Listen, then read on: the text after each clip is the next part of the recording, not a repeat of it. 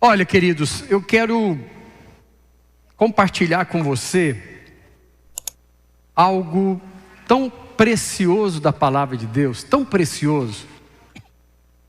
Eu diria assim que é fundamental o entendimento daquilo que eu vou falar. Então, nós vamos orar mais uma vez antes de falar. Orar para que você tenha luz, clareza, revelação. Sabe que tem coisas que você ouve a vida inteira, mas não cai a ficha. Se a sua ficha cair nesse assunto, sua vida muda. Sua vida cristã muda. Então feche os seus olhos. Pai, em nome de Jesus, nós só conseguimos ver a luz na Tua luz. Por isso eu oro, para que enquanto eu estiver compartilhando as verdades eternas da Tua palavra, o Espírito do Senhor leve essas palavras até o coração. Imprime, ore por isso, meu irmão.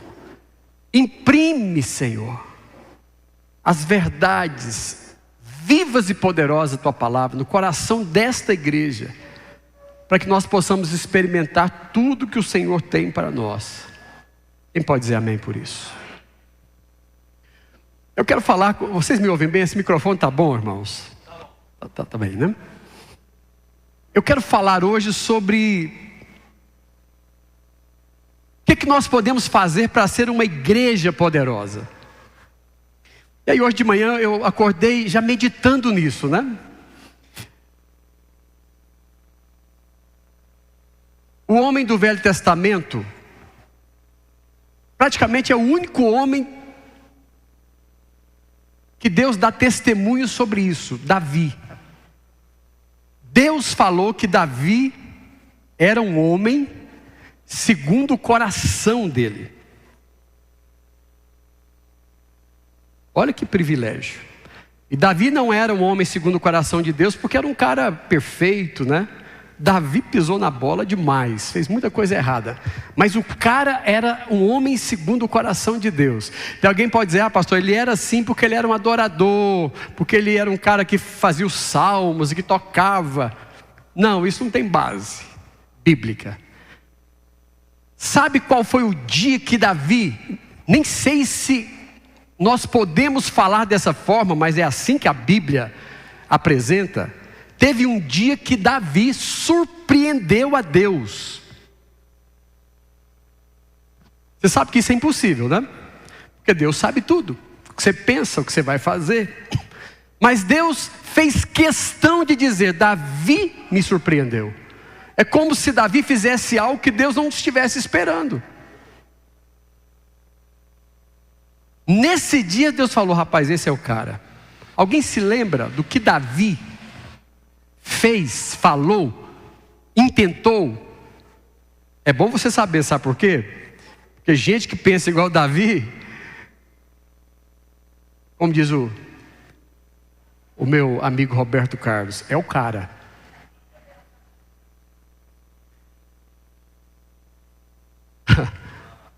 Davi surpreendeu a Deus o dia que ele disse, eu vou edificar a casa de Deus. Deus falou, peraí, eu não falei nada disso para ninguém, como é que ele leu o meu coração? Esse cara entendeu o meu coração. Eu vou edificar a igreja. Isso é Davi. Eu poderia te mostrar em toda a Bíblia homens que amaram a casa de Deus e que foram espetaculares. Mas vamos para o Novo Testamento. Eu não preparei, mas o Senhor me trouxe a lembrança hoje de manhã. O apóstolo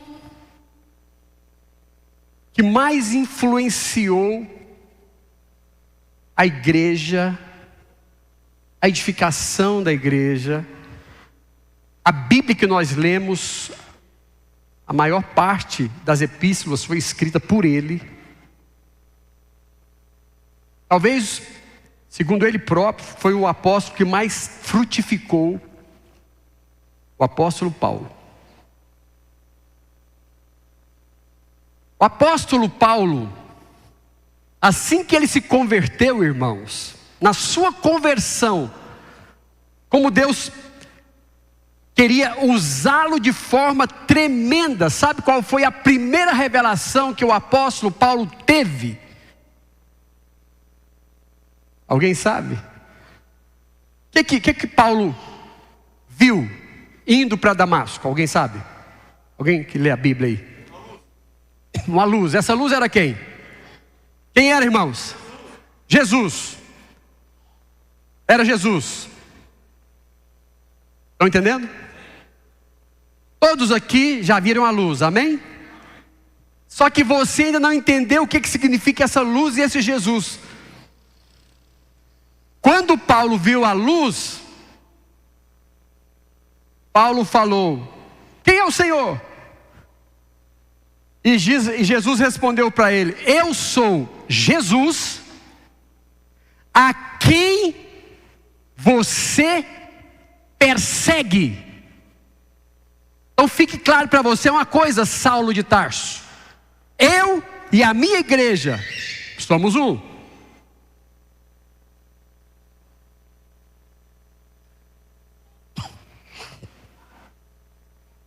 Paulo, eu sou a igreja, ou a igreja me representa. Então, quero dizer para você, entenda isso, Saulo de Tarso. Logo na conversão, porque eu preciso que você seja um grande homem de Deus. Eu amo a minha igreja, eu e a minha igreja somos um. Eu sou o cabeça e ela é o corpo. Não há como desvincular-me dela. Irmãos, por que eu estou fazendo isso? Porque eu quero, em nome de Jesus, eu oro mais uma vez, que você tenha a revelação da igreja. Comece a ter a revelação da igreja hoje. Dito isso, o que nós podemos fazer então, irmãos, para ser uma igreja poderosa? É engraçado que enquanto eu pensava nesse tema, eu pensei, alguém deve argumentar o seguinte: olha, pastor, esse tema é um pleonasmo, porque só de ser igreja, ela já é poderosa. Mas é engraçado, irmãos, segundo as escrituras, principalmente lá em Apocalipse, quando o Senhor escreve as 7 cartas às 7 igrejas, ali tem um fato interessante. A palavra de Deus fala que a igreja, nós podemos ser uma igreja quente, mas também podemos ser uma igreja morna. Fria, né? Morna, diz lá. Nós podemos ser uma igreja que ama, mas também podemos ser uma igreja que perdeu o amor. Não é assim que a Bíblia fala lá aos Efésios?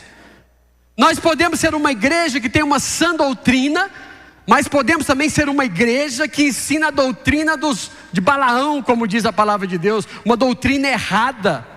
Então, nós também podemos ser uma igreja poderosa, ou podemos ser uma igreja ou um cristão destituído de poder. Estão entendendo isso? O que fazer para ser uma igreja poderosa? Sabe que as pessoas hoje em dia elas têm frequentado e procurado uma igreja para frequentar e se tornarem membros. E elas assim, quase que... como é que eu falo aquela coisa que você faz assim, meio mecânico? Inconscientemente. Quase que inconscientemente as pessoas estão procurando por igreja, como se procura uma empresa para trabalhar, ou uma boa loja, um shopping para comprar. Então elas chegam na igreja e já ficam procurando, já viu naquelas empresas que tem aquele negócio, a nossa missão, o nosso propósito, os nossos valores, né? Pastor, qual que é a missão dessa igreja? Cadê o propósito? Cadê os valores dessa igreja? Não é assim? Essa é uma linguagem corporativa, do ambiente de negócios, do ambiente business, né? Entende? Agora, não obstante isso, é interessante porque a Bíblia diz que a igreja realmente tem um propósito. Tem um propósito. Aliás, o motivo de sermos uma igreja que se reúne, não só aos domingos, mas também nas casas durante a semana, e nos discipulados, nos grupos de vida, é que esse tipo de ação, nos ajuda a cumprir o propósito da igreja. Ok? Por outro lado, só reunir, ou só fazer uma reunião, ou só ter grupos pequenos, não nos garante que nós vamos edificar uma obra prevalecente, uma obra exitosa, pois mesmo as nossas reuniões, os cultos, os grupos de vida, se eles não estiverem alinhados ao propósito de Deus, com o tempo essas coisas vão ficando sem graça. Ela se torna uma atividade religiosa, aí as pessoas responsáveis vão ficando desmotivadas, os irmãos que estão reunindo ali vão desmotivando, de repente, cadê aquelas reuniões que tinha aí nos grupos, nas células?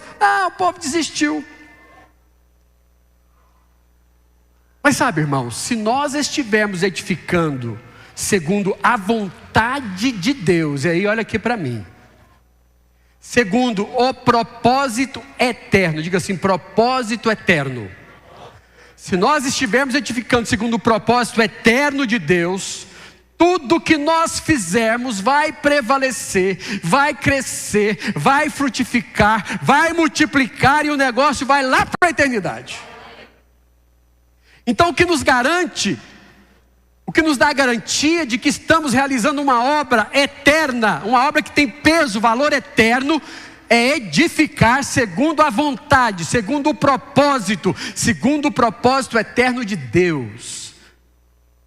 João diz em sua primeira carta, no capítulo 2, verso 17, ora, o mundo passa, bem como a sua concupiscência, aquele porém que faz a vontade de Deus, permanece para sempre. Então você quer ter êxito na sua edificação, seu casamento, sua família, na edificação da casa de Deus, precisamos conhecer esse propósito, irmãos. Precisamos saber, entender qual é o propósito de Deus, qual é o propósito eterno de Deus. Isso é prioritário. Pastor, mas o que é isso? Propósito eterno. Diga assim, propósito eterno. Vamos lá. Eu estou pregando e te ensinando. E em nome de Jesus, essa palavra vai entrar no seu coração. E queridos, sempre que o Novo Testamento vai falar sobre o propósito de Deus, ele toma como ponto de partida a eternidade. Isso é importante. Vamos ler alguns versículos. Efésios 1:4. Veja o que diz. Assim como nos escolheu, Deus nos escolheu nele em Cristo. Então, assim como Deus nos escolheu em Cristo, assim que você converteu, amém? É o que está escrito? Deus te escolheu em Cristo antes da onde? Antes da fundação do mundo, você foi escolhido para ser santo e irrepreensível em amor. 2 Timóteo 1:9, que nos salvou e nos chamou com santa vocação, não segundo as nossas obras, porque não fizemos nada, mas conforme a sua própria determinação e graça, e essa graça nos foi dada em Cristo Jesus, o dia que nós nos convertemos? Quando? Na eternidade. Você recebeu graça, como diz Romanos. Ele te conheceu antes, te predestinou para ser igual a Jesus, te chamou, te santificou, te glorificou. Tudo isso na eternidade. Tito 1, verso 2. Na esperança da vida eterna que o Deus que não pode mentir prometeu. Quando, irmãos? Deus te prometeu vida eterna, sabe quando? Antes dos tempos eternos. Já conseguiram entender aí? Deus tem um propósito para nós, irmãos, como igreja, mas esse propósito não nasceu hoje, nem ontem. Ele nasceu na eternidade. Ele é o que nós chamamos de propósito eterno. Há um propósito eterno de Deus para essa igreja, para a igreja do Senhor. Um propósito que nasceu lá na eternidade. Então vejam, se nós não entendermos o propósito eterno, nós vamos ficar muito limitados na missão de ser igreja. Porque nós às vezes estamos achando que... Vou te dar um exemplo. Quando o irmão interpreta de forma errada o propósito eterno de Deus, dizendo, por exemplo, achando que o ponto de partida do propósito de Deus é a queda do homem, ou a necessidade que o homem tem após a queda, nós começamos a fazer algumas coisas erradas. Por exemplo, se uma igreja acredita que o propósito eterno de Deus é salvar o pecador, então qual que é o nosso foco, a nossa prioridade maior? Evangelismo. Porque se o propósito eterno de Deus é salvar o cara, gente, essa igreja é a igreja do evangelismo. Aqui é só evangelismo, missão e evangelismo. Mas será que esse é o propósito? Missão e evangelismo é ruim? Temos que fazer? Temos, mas não pode ser o propósito eterno. Por quê, pastor? Porque missão e evangelismo só surgiu depois do pecado. Na eternidade tinha pecado? Quando o homem pecou, então agora ele tem que ser evangelizado. E vai cessar um dia? Sim ou não? Quando que vai cessar missão e evangelismo? Quando Jesus voltar. Estão entendendo? Mas o propósito eterno de Deus já estava lá na eternidade, antes do pecado. E ele vai permanecer também depois que Jesus voltar. Então vejam, tem irmãos que advogam que o propósito eterno de Deus é transformar essa sociedade. É bonito, né? Vamos transformar, esse é o grande propósito de Deus. Veja, irmãos, nós somos luz do mundo, somos sal da terra. O nosso dever então é influenciar, é entremear, é fazer a diferença em cada área da sociedade. Isso é muito bom, é necessário, mas não pode ser o propósito eterno. Porque na verdade a sociedade não estava caída, ela nem existia quando Deus estabeleceu o propósito eterno para a igreja. Quem está acompanhando, diga amém. Pastor, já sei, discipulado. Esse é o negócio, que não pode ser discipulado e estudo bíblico. Esse é o propósito. Irmãos? O que tem discipulado e estudo bíblico? De novo, porque o homem caiu. É por causa da queda. E depois de Jesus voltar, não tem mais discipulado nem estudo bíblico, porque o verbo da vida vai estar conosco. Ele é a Bíblia em pessoa. Amém? Amém, irmãos? Então vejam, tudo isso são coisas boas, mas se nós não alinharmos essas coisas ao propósito eterno, é inútil. Então o que eu estou pregando para os irmãos aqui é algo simplesmente fundamental. Para você que é realmente cristão, que faz parte da igreja. Então vejam, irmãos, o propósito de Deus é eterno. E é eterno por quê? Porque ele existia antes da criação, porque ele precisa ser vivido por nós hoje, e porque ele continuará sendo vivido numa eternidade futura. Entendeu? Porque ele é eterno. Então vamos lá, vamos pensar um pouquinho, vamos falar um pouquinho mais sobre essa questão de eternidade. Você já parou para pensar o que existia antes de tudo? Deus sempre existiu. O universo sempre existiu? Não. Então na eternidade, numa eternidade passada, só existia Deus. Não existia anjos, nem as galáxias, não existia a terra, nem os homens, nenhuma criatura. Só existia o Deus Todo-Poderoso. Esse Deus preenchia o tempo e o espaço. E eu te pergunto, o que Deus fazia nessa época? Como Deus vivia nessa época? É muito importante nós entendermos isso, respondermos essa questão, porque o propósito eterno de Deus, com certeza está ligado à atividade desse Deus na eternidade. A Bíblia diz que Deus é um Deus triuno. É um só Deus, mas que se manifesta em 3 pessoas. Então, na verdade, na eternidade, irmãos, Deus estava vivendo e praticando comunidade na Trindade. Uma pessoa que subsiste em forma de 3 pessoas: Pai, Filho e Espírito Santo. Triuno. 3 pessoas. Na eternidade, então, as pessoas de Deus, elas viviam um estilo de vida de uns aos outros, de comunhão. Por isso são 3 pessoas. Então preste atenção, está lá Deus Pai, Deus Filho, Deus Espírito Santo, que não tem necessidade de nada. Deus enche, preenche tudo. Olha aqui para mim. Na eternidade, as pessoas de Deus, elas dependiam umas das outras, tinham comunhão, submetiam, desfrutavam umas das outras. Na eternidade, Deus estava vivendo um grupo de vida celestial, uma célula celestial. O Deus triuno vivia e permanecia um no outro. Por isso Jesus diz em João 10, 38 e 14 e 11, eu estou no Pai e o Pai está em mim. Depois em João 17, 24, ele diz que o Pai o amou antes também da fundação do mundo, na eternidade. Quer dizer para você,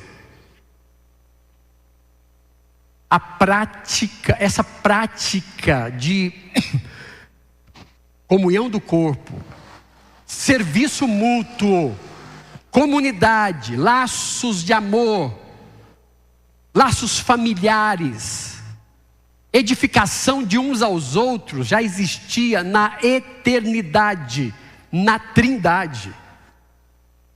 Na Trindade, Deus já se amava mutuamente, se honrava mutuamente, e eles tinham comunhão mútua. Esse é o estilo de vida de Deus, é o estilo de vida em que Deus vivia na eternidade. Amém? Estão entendendo isso? Essa é a vida que Deus vivia. Se essa é a vida que Deus vivia, então essa é, na verdade, a vida eterna. Que a vida eterna não é o céu. A vida eterna é a vida com a qual Deus vive. Deus é eterno, a vida dele é eterna. Então, o que é ter a vida eterna? É ter a vida de Deus dentro de mim. Ele é o selo, o Espírito eterno é o selo dentro de mim. Eu possuo o mesmo tipo de vida que a divindade possui. Eu possuo uma vida eterna. Quem também tem, diga amém. Agora, irmãos, Deus amou tanto esse estilo de vida que ele vivia na eternidade, de uns aos outros, de edificação mútua, que ele resolve então compartilhar essa vida com o homem. Pastor, e quando é que isso aconteceu? Em Gênesis 1, 26, vamos ler? Deus está lá vivendo essa vida gostosa e falou assim, gente, eu vou compartilhar, isso é bom demais. Aí Deus fala, vamos fazer o homem, pessoal. Pessoal que eu falo é o Pai, o Filho e o Espírito Santo, tá? Gente, façamos o homem a nossa imagem, conforme a nossa semelhança, para que esse homem tenha domínio, poder e autoridade sobre peixes do mar, aves do céu, animais domésticos, a terra, sobre todos os répteis que rastejam pela terra. Porque Deus diz façamos, porque é um só Deus, mas como eu disse, Deus é um plural, né? Um em três. Deus é comunidade, por isso façamos. Agora vejam, irmãos, se nós somos a imagem de Deus, quando é que nós entramos no princípio da eternidade? Quando, apesar de muitos, também vivemos como se fôssemos. Olha o segredo. Esse é o propósito eterno de Deus. Entendeu? E aí Deus decidiu habitar em nós. Para cumprir isso, Deus vem habitar na sua criação. Na nova aliança, pela fé, nós recebemos o Espírito Santo de Deus, nos tornamos participantes da natureza de Deus, e agora, de posse, olha aqui para mim, de posse da vida de Deus, que é a vida eterna, nós podemos viver o mesmo estilo de vida que Ele vive. Mas queridos, nós só vamos viver isso, ou isso só é possível, de forma plena, de forma prática, no corpo, na igreja, pela igreja, através da igreja, que é o corpo de Cristo. Só através da igreja, vivemos no princípio da divindade. Muitos sendo um, edificação mútua, o cristianismo de uns aos outros. Quem está acompanhando de verdade? Aí você começa a entender por que Jesus, lá em João 17, faz aquela oração tão linda, a oração sacerdotal. Olha o que ele diz. Você vai falar, não, pastor, é isso mesmo que eu estou entendendo. Olha a oração de Jesus. João 17, 11. Jesus ora: Pai, já não estou no mundo, mas o Jean, Roberto, o Miguel, o Ítalo, Senhor, eu não vou estar no mundo não, mas essa turma aí, ó, o pessoal lá da Ágape, eles vão continuar no mundo, eu vou para junto de ti. Mas Pai Santo, por causa do nosso propósito eterno, guarda-os em teu nome que me deste, para que eles sirvam ao Senhor, cada um nas suas casas. Amém, irmão? Não, porque ninguém precisa de igreja, afinal de contas está ultrapassado. Para você, está me ouvindo, que não gosta das coisas que Deus gosta, mas está dizendo: Deus, eu oro para que o Senhor os guarde no teu nome, que o Senhor me deste, para que eles sejam um, assim como nós sempre fomos lá no céu, papai. É o Senhor Espírito Santo, que eles alcancem essa unidade ali na terra, aqui nesse mundo, porque eu estou indo. João 17, 21, ele continua orando por nós, irmãos, a fim de que todos os meus discípulos sejam um, e como és tu, ó Pai, em mim e eu em ti, também eles sejam em nós, eles sendo um, e eles sendo um entre eles, e também comigo e com o Senhor. Se o mundo vir isso, Pai, eles vão crer que eu realmente sou do céu. Estão entendendo? Para que creiam que o Senhor me enviou. Pai, eu tenho transmitido glória a eles, a glória que o Senhor me deu, para que cada um ande separado, isolado, cuide da sua própria vida e tenha a sua igreja na sua casa. Não? Pai, eu estou dando a eles a glória que o Senhor me deu, para que eles sejam um, como nós somos. Quando nós estamos reunidos nos nossos grupos de vida, querido, está acontecendo algo celestial ali. Aqui está acontecendo algo celestial. Quando você está no seu discipulado, você, o irmão, outro irmão, é algo divino. Você nem consegue entender o que acontece. Não é uma reuniãozinha, bater um papo, irmão. Não, é glória, é vida, é presença de Deus, é transformação, é poder contra Satanás, o inferno, e tudo de ruim. Então vejam, irmãos, de posse dessa revelação, agora nós podemos começar a entender. Então como é que nós podemos ser uma igreja poderosa? Entendeu? A igreja mais fraca é aquela que tem milhares de pessoas, cada um na sua casa, de vez em quando aí, e vai todo mundo embora. Isso é uma igreja fraquíssima.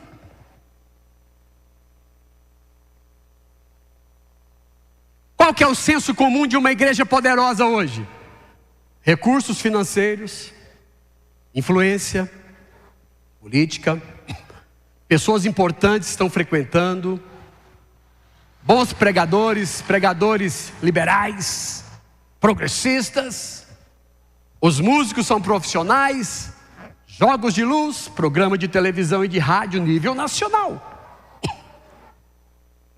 Olha, se a igreja é reconhecida e considerada na região, presta atenção, uma igreja rica, abastada e que não...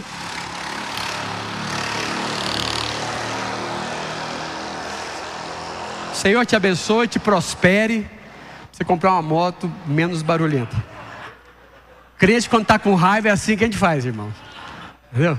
Oh, Deus te abençoe, irmão. Olha, se a igreja é reconhecida na região como rica, abastada, que não tem falta de nada, essa igreja está no mover, não é? Aí é interessante, sabe por quê? Se você for lá para Apocalipse, capítulo 3, verso 14, você vai encontrar lá a igreja de Laodiceia. Rica, abastada, não falta nada. Aí Deus fala, é uma igreja reprovada por Deus. Aí você lê um pouquinho mais, tem a igreja de Filadélfia. Pouca influência, poucos recursos financeiros. Na visão do mundo ela é fraca. E qual a força que essa igreja tem? Espiritualidade, ensino da palavra é sério, posturas radicais em favor do evangelho e do reino. Aí Deus fala, essa eu aprovo. Estou dizendo que ser rico e ser abastado é errado não. Mas os irmãos conseguem ver a diferença. Olha aqui. Irmãos, abram os olhos. Uma igreja poderosa aos olhos de Deus é uma igreja que está sendo edificada segundo o propósito eterno de Deus. Multidão, dinheiro, oba-oba e bafafá não significam mover genuíno de Deus.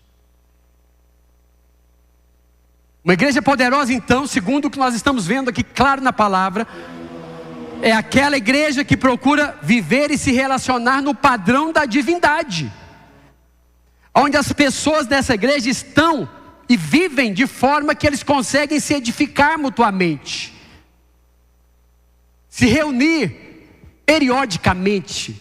Quanto mais eu me reúno para a edificação, mais eu me fortaleço, mais eu sou fortalecido, mais nos tornamos igreja poderosa. Oi. Está vendo por que nós não podemos ficar longe uns dos outros? Quanto mais amor prático,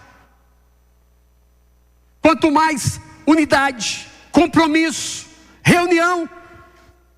Se você ler o Novo Testamento, você vai ver que só tem uma maneira de você ser edificado, sabiam? Com outro irmão. Quando vos reunis, Paulo diz, tudo seja feito para edificação. Um tem salmo, outro tem profecia, outro interpretação, o outro tem um cântico. E nós vamos edificando o corpo de Cristo. Quando estamos juntos, reunidos. Diga reunidos. Diga, eu só sou edificado na reunião. Ache ruim ou não, esse é o padrão de Deus. Esse é o desafio para nós. Significa que crente de internet é um crente que não está sendo edificado. Como é que ele reúne na internet? Irmãos, nós estamos diante de um grande desafio. O poder da igreja está na capacidade. O poder da igreja está na capacidade de refletir quem? Cristo. Não é esse o poder que nós temos? Nós fomos criados à imagem de Deus para exercer poder. Não foi assim? Nós lemos em Gênesis 1:26. Façamos o homem conforme nossa imagem, conforme a nossa semelhança, tenha a ele domínio. Tem uma relação aí. Uma relação entre imagem e domínio. Imagem e poder. Eu vou refletir aquilo que eu tenho a imagem. Por isso que a Bíblia diz que eu preciso... como é que fala? A palavra de Deus fala em 1 Coríntios. Contemplar como um espelho. Eu contemplo o Senhor. A imagem do Senhor passa. Eu vou sendo transformado pela imagem. E quanto mais imagem eu tenho, mais eu tenho poder. Poder sobre o quê? Poder sobre demônios. Poder sobre circunstâncias. Poder sobre o inferno. Nós precisamos da imagem de Deus. Mas qual é a imagem de Deus segundo a Bíblia? Segundo a Bíblia, a imagem de Deus é Cristo. Lá em Hebreus diz que Ele é o resplendor da glória e a exata expressão de Deus. Cristo é a imagem de Deus, do ponto de vista espiritual. Do ponto de vista individual, vamos lá. Eu e você estamos nesse processo. Lá em 1 João 3:2, até coloquei aqui, a palavra de Deus diz que... Não, 1 João 3:2, eu acho que está aí. Diz que nós seremos um dia exatamente como Ele é. Por isso lá em Romanos diz que nós estamos sendo transformados na mesma imagem de Jesus. Um dia nós seremos exatamente como Ele é. Sabemos que quando Ele se manifestar, seremos semelhantes a Ele. Mas irmãos, Deus é um em três. Deus é um ser coletivo. E nós somos a imagem. Por isso, no aspecto coletivo, corporativo, um membro só jamais pode expressar a plenitude de Deus. Jamais. Deus só pode ser expresso. Eu olhei, viu, irmãos, para ver se estava errado. Não é expressado, não, é expresso mesmo. Ser e estar é expresso. Deus só pode ser expresso por um grupo de pessoas. Então vejam, no aspecto coletivo, a imagem de Deus é a imagem da Trindade, que se expressa na pluralidade. Por isso nós só expressamos plenitude. Diga plenitude. Plenitude. Nós só podemos expressar a plenitude de Cristo como igreja.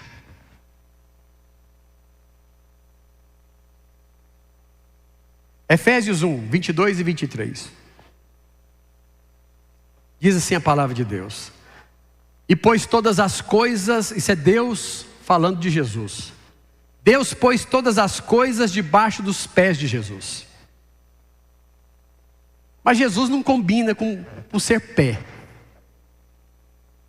Ele é cabeça. Mas a cabeça não faz nada sozinha. Não é isso?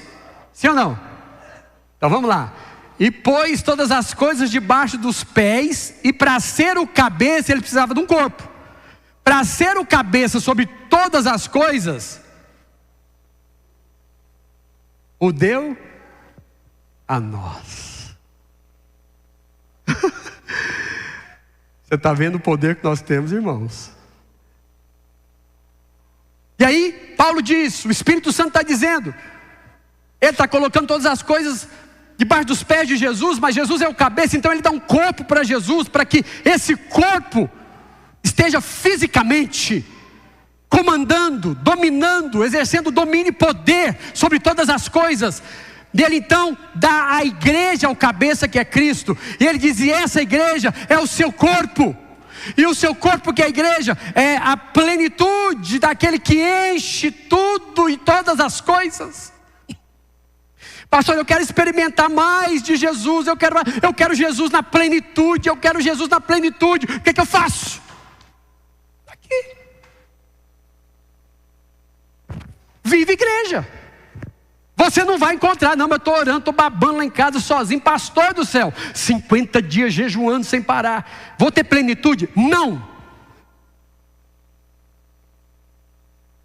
Porque a plenitude não está sozinho. Ora até babar, filho. Você vai babar bastante, vai ser joia. Mas plenitude, governo, vitória, ele só deu à igreja.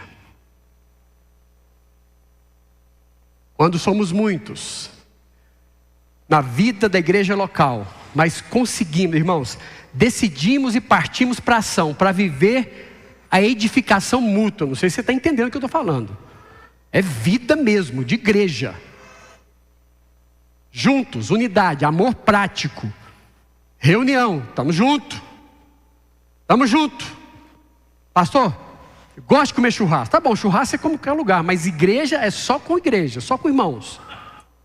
Você pode comer churrasco com a igreja, mas tem que ser igreja.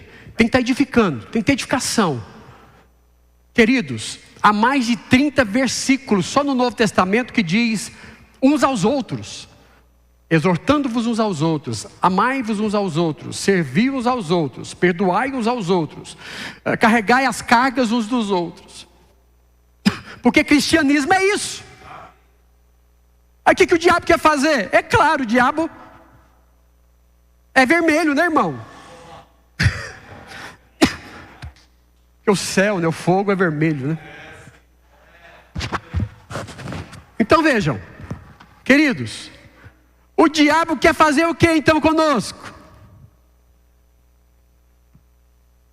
Alguém já entendeu? Pastor, quando eu dou aquela vontade de não ir no culto e nem no grupo de vida, deve ser Jesus, né? O que os irmãos acham? É Jesus na sua causa? Ou é o capeta no seu pé?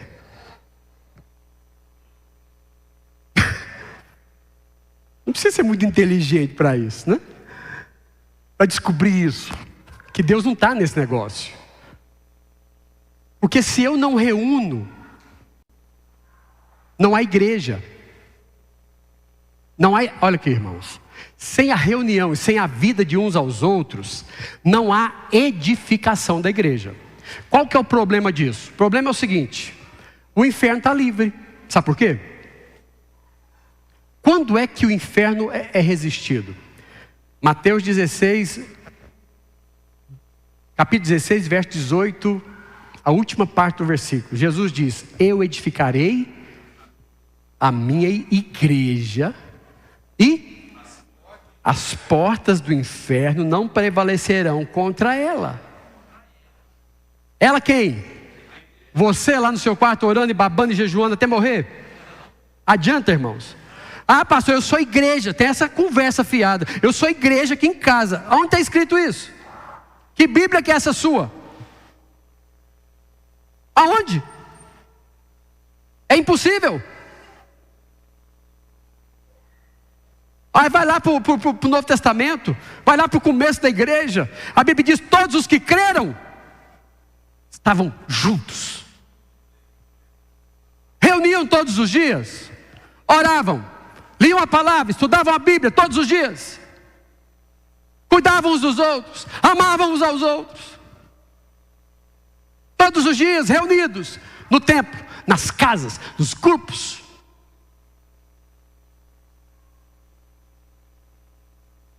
Aí não tem porta do inferno que vai suportar não. Ah, pastor, lá em casa o capeta apareceu. E vai continuar aparecendo. Fica sozinho para você ver. Vai continuar. Vai embora, capeta. Não, você está fraco para mim. Chama a igreja, senão não vai embora não. Me lembro que ele estava num encontro com Deus em Caldas Novas. E uma menina nova, irmãos, tão nova, tão preciosa. Essa menina tinha feito um monte de pacto com o diabo. E ela foi para o cemitério, e bebeu sangue, e comeu carne não sei do que. E aquela canseira, estava possessa com força. E quem estava lá fazendo essa libertação era um pastor amigo nosso. Um pastor discípulo meu, que é o pastor Everson. Eu tinha ido pregar em Goiânia numa igreja. E quando foi ali para o final da libertação, ele me ligou: pastor do céu, tem um demônio aqui que não sai. Mas nós já tentamos. E tem uns 4 irmãos dos mais fortes segurando a moça, franzininha. Eles não estão dando conta. O que eu faço? Falei: ô Jesus, tem misericórdia, né? Falei: irmão, você vai fazer o seguinte: já que vocês estão segurando ela, segura mais um pouco aí. E na hora do momento da cruz, vocês levam ela perto da cruz lá e chamam os irmãos, falando: nós somos igreja. E as portas do inferno não vai prevalecer contra a igreja. Então, como igreja, você vai dar só uma palavra de ordem. Você junto com os irmãos, só uma. Esse demônio não vai ficar. Não, mas foi batata. Chegou lá, ajoelhou. Já tinha horas que ela estava desse jeito, irmãos. Horas. Seguraram ele lá e todo mundo agora, em nome de Jesus, nós como igreja, sai! Exausta, liberta, para a glória de Jesus.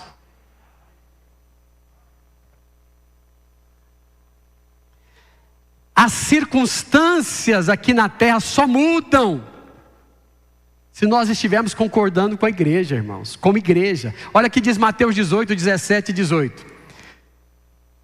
E se ele não os atender, dize-o à igreja. E se recusar, ouve também a igreja. E se recusar ouvir também a igreja, considera-o como gentil publicano. Em verdade vos digo que tudo que ligardes na terra terá sido ligado nos céus, e tudo que desligardes na terra terá sido desligado nos céus. Mas aqui não está falando você, está falando o contexto é a igreja. Fala com a igreja, sabe por quê? O que a igreja ligar, está ligado. O que a igreja desligar, está desligado. Pastor, e os milagres? Milagres só acontecem quando estamos orando como igreja. Mateus 18, 19. Em verdade também vos digo que, se 2 dentre vós, não fica sozinho, não adianta. É de 2 para riba. É discipulado para cima. Se 2 dentre vós sobre a terra, e tem mais um, não adianta ser qualquer pessoa, tem que ser alguém que concorda com você. Por isso que é sempre bom orar com o irmão da mesma igreja, entendeu? Do mesmo grupo. Tem que ter concordância. Se 2 dentre vós sobre a terra concordarem a respeito de qualquer coisa que estão pedindo, ser-lhe-á conseguida por meu Pai que está no céu. Nós não estamos recebendo mais, sabe por quê? A gente acha que pode orar sozinho, pedir sozinho, viver sozinho, que vai acontecer. Não vai. A glória de Deus só se manifesta quando estamos reunidos como igreja. Mateus 18, 20. Porque onde estiver 2 ou 3 reunidos em meu nome, ali vai ter a graça e a unção de Deus. As pessoas só se converterão genuinamente, irmãos, quando estivermos vivendo como igreja. João 13:35. Nisso conhecerão todos que sois meus discípulos, se tiverdes amor uns aos outros. E amor aqui é ágape, é amor prático, não é, irmão? Eu te amo, irmão, te amo, pai, te amo. Te amo. Amor é caminhar junto, é perdão, é misericórdia, é junto. É muito mais fácil você ser amigo de 10 mil pessoas lá nos Estados Unidos do que de uma pessoa aqui em Uberlândia. Estão entendendo, irmãos? Amigo do Instagram, eu tenho muitos amigos, pastor. 5 mil. Mas não dá conta de conviver num grupo, com um irmão. Precisa rever o nosso cristianismo.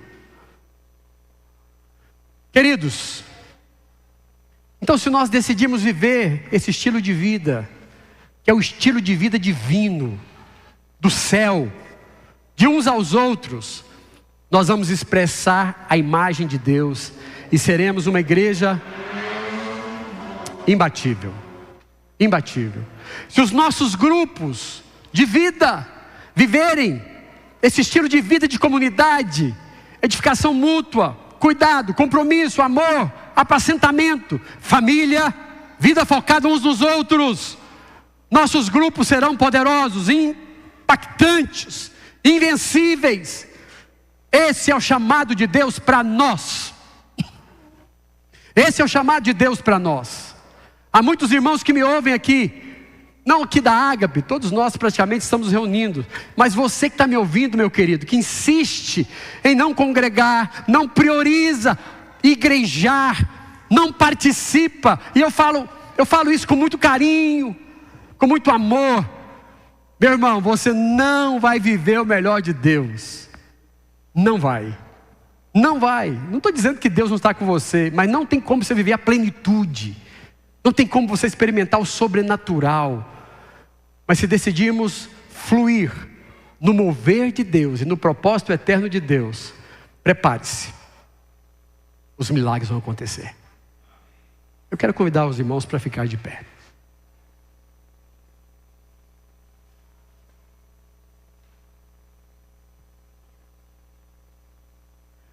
Há 2 semanas atrás,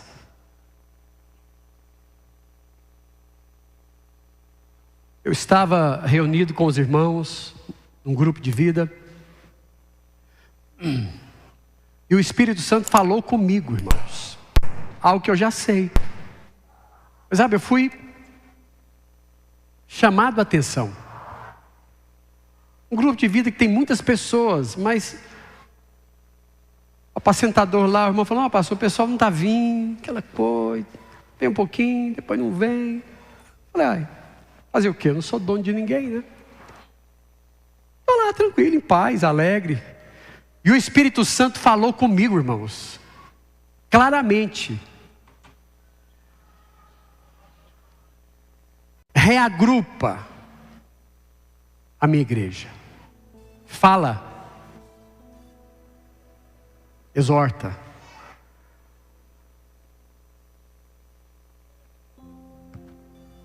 O escritor aos Hebreus diz que nós não devemos deixar de congregar e devemos nos exortar mutuamente, porque o tempo se aproxima. Essa é uma palavra de exortação para nós. Se você é cristão, os irmãos que estão aqui, os irmãos que me ouvem, o corpo de Cristo, o propósito de Deus não é o culpado das suas decepções, ou de líderes complicados. Não, pastor, não vou mais mexer com a igreja, estou cansado. Isso não é de Deus. Não é, irmãos. Não é. Há um chamado urgente de Deus para esses últimos dias. A glória do Senhor se manifestará pela sua igreja. Eu quero desafiar você a orar sobre isso que eu preguei, porque eu preguei a Bíblia.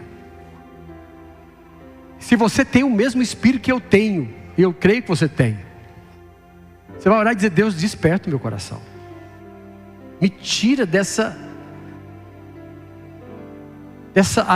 estado de anestesia espiritual.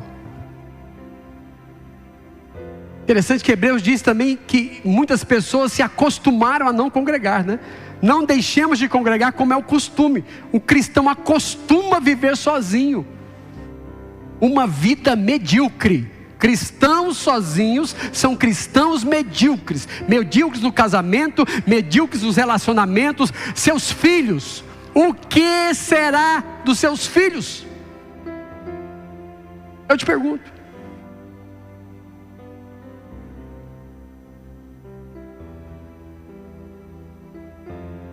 Ah, pastor, meus meninos agora estão adolescentes, mas ninguém quer vir para a igreja. É claro, você nunca veio, você nunca valorizou. Que é o quê? Mas vai lá, doidinho pelo Atlético Mineiro. Não perde o jogo do Atlético Mineiro, que você também não perdia. Babava no Atlético. Estou falando que é errado, não, irmãos. Você faz festa com o time, mas não faz festa com a igreja, com as coisas do céu. Eu quero desafiar você. Josué disse: olha, eu não sei quanto a vocês, mas eu e minha casa serviremos ao Senhor. Eu falei isso um dia. Eu e minha casa serviremos ao Senhor. E os meus filhos estão aqui, porque eu decidi, eu e minha casa serviremos ao Senhor. Você quer fazer esse compromisso? De edificar segundo o propósito de Deus?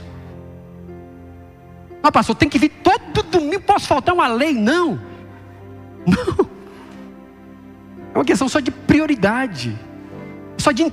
Olha, se você entender o que eu preguei, você não precisa de mais nada.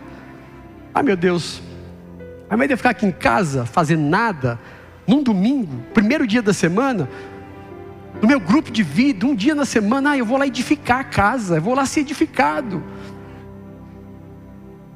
Não existe nenhum outro lugar que você possa ir, que você vai ser mais abençoado do que no seu grupo, do que onde o povo de Deus está reunido. Nenhum. Deus é minha testemunha do que eu digo. Vá, passeie, é claro, eu gosto, eu tiro férias. Estão entendendo o que eu estou dizendo, irmãos? Por favor. Eu quero que você ore sobre isso em nome de Jesus. Ore, diga: Senhor, me dá o coração de Davi. Feche os seus olhos. Peça a Deus: Senhor, me dá o coração de Davi. Porque é muito difícil fazer algo que eu não entendi. Comece a orar e pedir ao Senhor. Diga: Deus, me dá, meu Pai. Meu Deus, eu estou aqui junto com o teu povo, com os meus irmãos.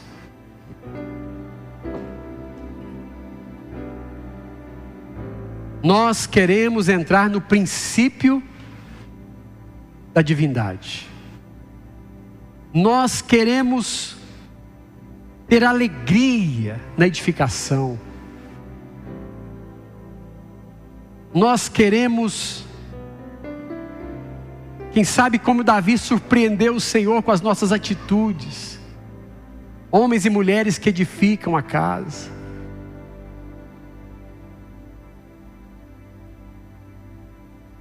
Espírito Santo, não de fora para dentro, mas de dentro para fora, não pela lei, não pela obrigação. Mas eu te peço, papai, traz luz aos nossos corações. Luz. Para entendermos o que o Senhor está fazendo, o que o Senhor está edificando, o teu propósito eterno. Traz luz e entendimento àqueles que me ouvem, àqueles que estão afastados, àqueles que estão enganados porque não estão edificando nada. Estão vivendo uma vida tão medíocre, tão vazia. Pai, eu oro em nome de Jesus. Te agradeço por este povo. Te agradeço pelos meus irmãos que me ouvem, que sustentam essa obra. Mas eu peço, desperta a todos nós, para que nós entendamos, compreendamos no nosso espírito o que significa cada reunião de edificação. Deus, só o Senhor pode trazer luz aos nossos corações. Então, quando viermos para cá os domingos, quando nos reunirmos com os irmãos para pequenas coisas, as comunhões, os churrascos, as edificações, a gente sabe o que está fazendo. Nós estamos edificando a igreja do Senhor, na presença do Senhor, porque amamos o Senhor. Eu oro por mim, minha família, pelos meus irmãos, minha família espiritual. Nós proclamamos que nós vamos crescer nessa revelação e nesse entendimento. Em nome de Jesus.